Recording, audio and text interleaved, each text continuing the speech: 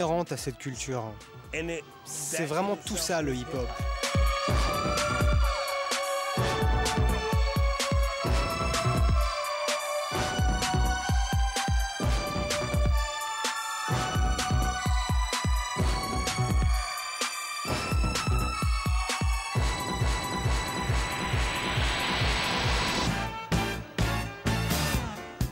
Mais New York, c'est aussi la scène clubbing et l'émergence de la musique disco dans les années 70. Partons à la rencontre de Conrad Rochester, un danseur qui a vécu les transitions musicales de la scène new-yorkaise.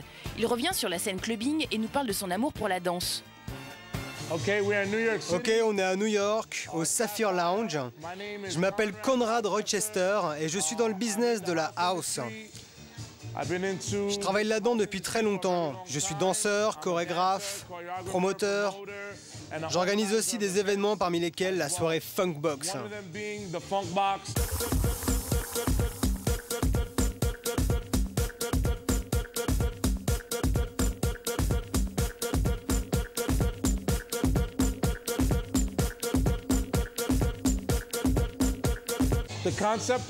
Le concept de Funkbox, c'est d'avoir l'opportunité d'accueillir des talents et à tout niveau.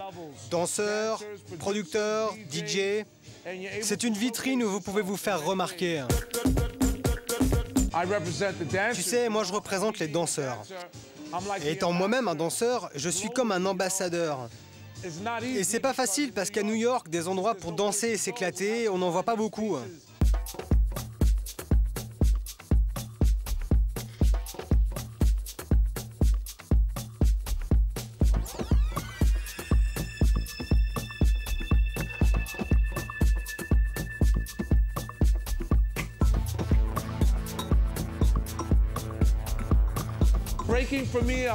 Je n'ai pas commencé à faire du breakdance parce que c'était à la mode. Un jour, je me promenais dans le parc en sortant de chez moi, dans un quartier du Lower East Side, et j'ai remarqué ces mecs qui dansaient dans leur baggy sur de la disco. J'étais fasciné.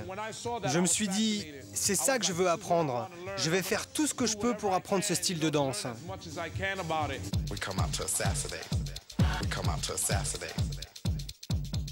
Ninjas hit hard.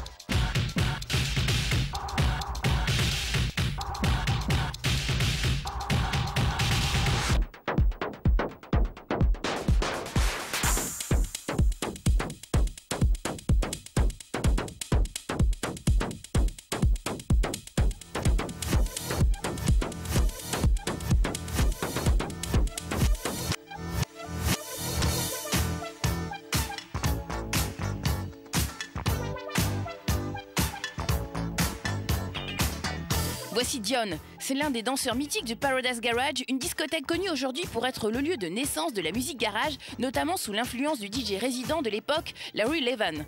Le Paradise Garage est aussi connu pour son influence dans le développement des dance clubs d'aujourd'hui. Contrairement aux autres clubs de l'époque, ce lieu est consacré à la danse et il est l'un des premiers à placer le DJ comme centre d'attention de la piste. Je m'appelle Dion. À l'origine, je suis un membre du Paradise Garage qui se trouvait sur King Street. C'était un endroit incroyable, avec plus de 2000 personnes. Il y avait un super esprit, on était tous unis ensemble, on ne faisait qu'un.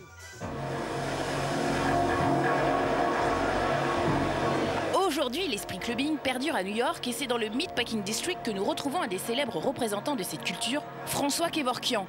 C'est Bruce Tantoum, rédacteur en chef de la rubrique clubbing pour le fameux Time Out Magazine, bible des sorties new-yorkaises, qui nous parle de lui. François est une référence dans le monde de la dance music new-yorkaise.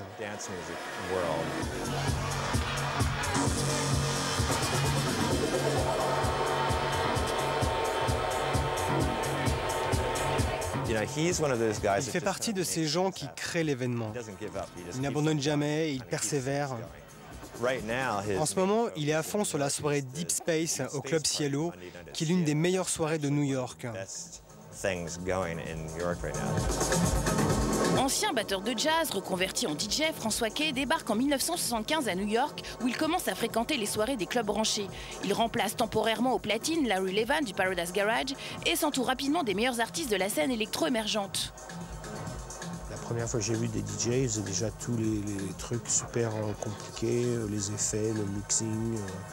Ils se servaient de délais, d'écho, de tas de trucs. C'était déjà tout fait à l'époque, ça.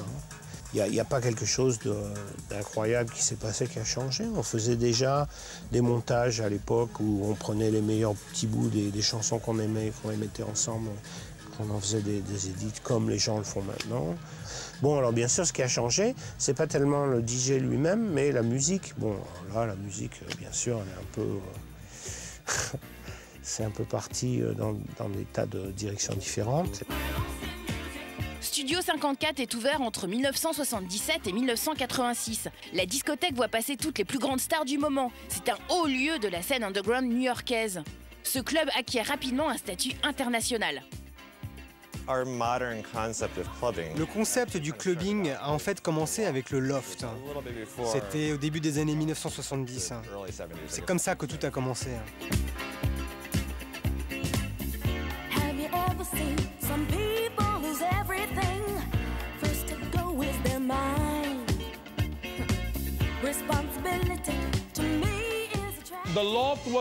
Le loft était un endroit où tu pouvais aller. C'était l'appartement de quelqu'un situé sur Prince Street. C'était David Mancuso. Cet homme a été l'inventeur de bien des choses dans cette culture, dans cette histoire.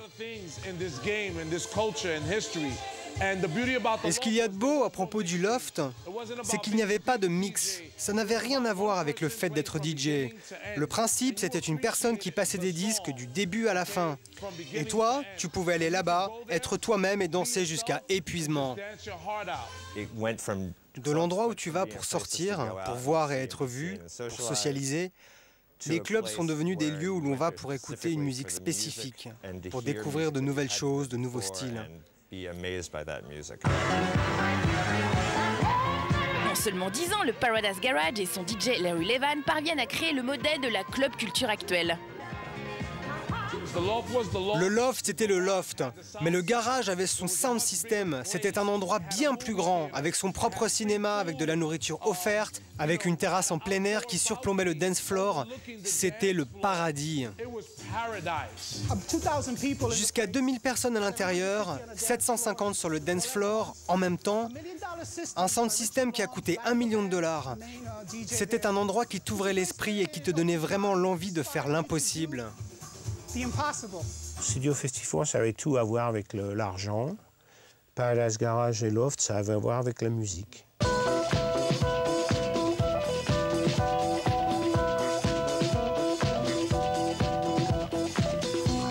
Dans les clubs, il y avait des tas de gens différents qui se mélangeaient, qui se rencontraient. Je crois que c'était vraiment un phénomène historique, dans le sens où, dans les années 70, on est juste après...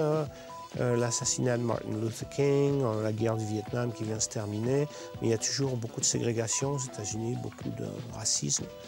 Et les clubs, c'était vraiment l'endroit où les gens ont vraiment commencé à se côtoyer, à se familiariser les uns avec les autres.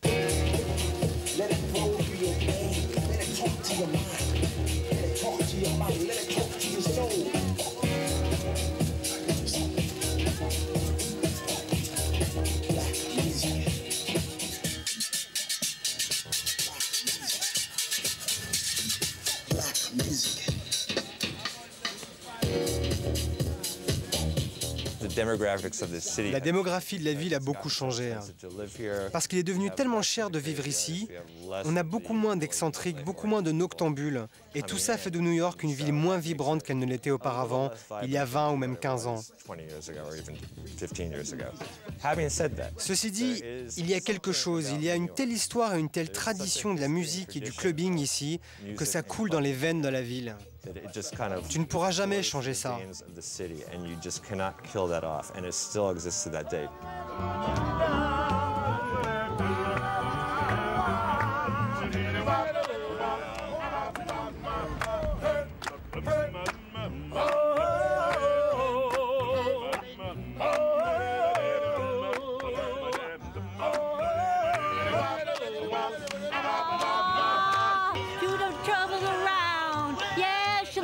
To put you down, people, let me tell you why.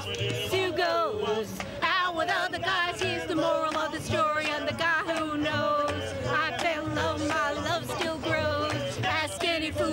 she ever knew. They say, keep away from the runaround Sue. Keep away from the girl. I don't know what you do. Keep away from Sue. Oh.